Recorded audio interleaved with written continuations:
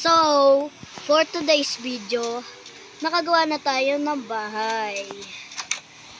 Tinulungan ako ni Gerald. So, ito na nagawa namin.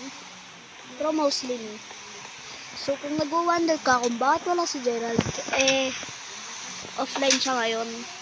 So, ang gagawin natin, i-guard natin yung house at paggagawa tayo ng mga items. So, ang goal ko ay makahanap ng mga cobblestone. Gusto ko yung madami. Tignan mo yung nagawa ni Gerald dito. Wait lang. Okay. Ito na nagawa niya. Malaki. So, gagawin natin tong super big. So, magta-timelapse tayo. Let's go!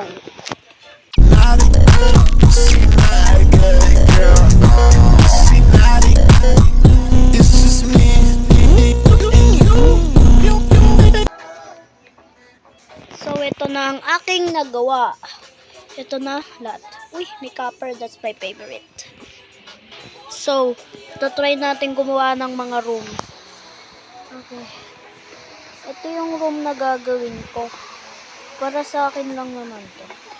So, wala pa masyadong design ng aming bahay. Pero, gagawan din namin yan ng paraan. Mga next video, mga episode 5 o 4. So, let's go. So, wala pa kaming bed na kay Gerald kasi pero na-disconnect siya. Kaya, doon sa kanya yun. Pero wala. Pero may try lang ako. I-check ko lang sa chest. Okay, so i-check na natin. Okay, wala. Pero may wool dito. Ay, gabing-gabi na.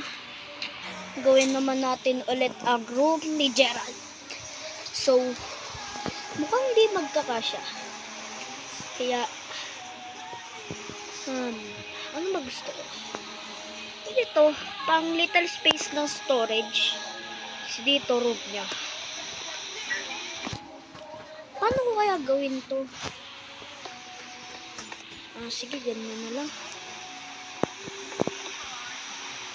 Mali siguro paggawa ko, pero ayusin ko din to mga next episode. Okay. So, ito na ang aking nagawa. Let's go. Yes. Ito ang nagawa ko. Pag pumasok ako, pwede na ako pumasok sa room ko. Dito room niya. Okay, mukhang goods. Tapos, ito naman, pwede to. Storage room, guys. Storage. Ayan, storage. Nagawa ko na. Lagyan natin. Oh, meron na pala. Okay, kukunin ko lang yung chest. Lalagay ko sa loob. Let's go. So, ayan. What? Ay, mali pala. Kunin pala natin yung wooden. Ayan, let's go. Go. Oh, may nakita na naman akong ship. Go!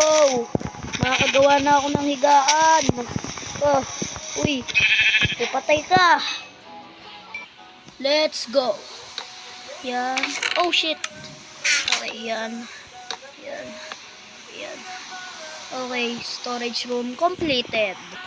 So, ang next pa ay door. Nakuha ko na yung door. So, ilalagay ko na lang ito sa mga isa at dalawa at tatlo. Thank you. So, let's go. House complete!